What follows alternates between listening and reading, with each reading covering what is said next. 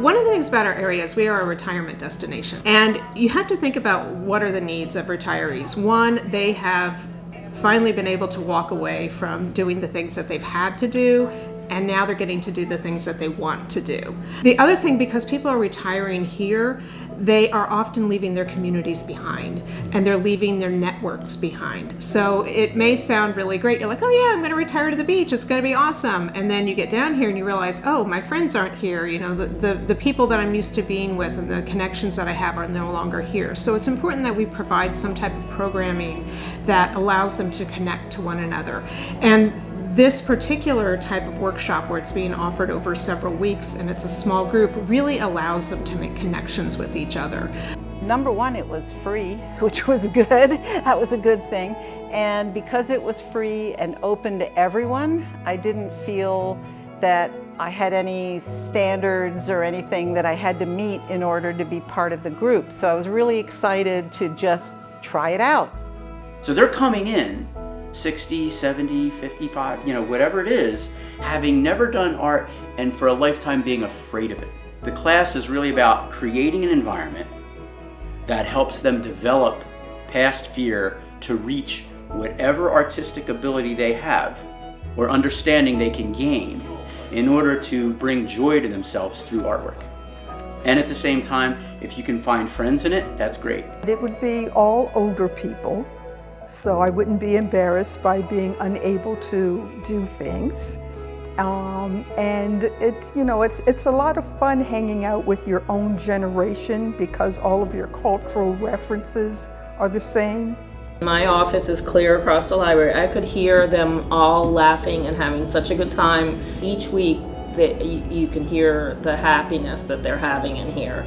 People are very enthusiastic about learning something new, and across the board in every class I've taught, they were almost convinced they couldn't do it. They thought, oh, this is too complicated, I'll never get there. And I said, trust me, we'll go through things step by step. The whole point of the creative aging programming is that it is progressive, in that you start with a basic skill and you build on that and build on that and build on that across the weeks. Creative aging, the idea is not that different from how you would teach any class if you're approaching it from a space of seeing the students, noticing who and what they are and who and what they need. And so with that center on seeing a student, the way that you teach a dance class is different for a preschooler as compared to a middle schooler, as compared to a professional dancer, as compared to an older adult. But my job as the instructor is to say, hello student, what is it that you need? Why are you here? And then walk you forward from there. You know, having a dance instructor tell you to think of something and you can move your body that way, it feels nice. So I think the arts really have improved my life. It is something that we would never be able to offer if it hadn't been for the Delaware Division of the Arts. Without that money from Access Creative Aging, no, we would not have been able to offer that. One of the focuses on top of bringing arts into the community for people of a certain age was the fact that the artists were to be behaved fairly, which, as much as people love the arts, can be difficult sometimes. And so it made it worthwhile to spend the amount of time I had to spend on getting these projects ready and present them.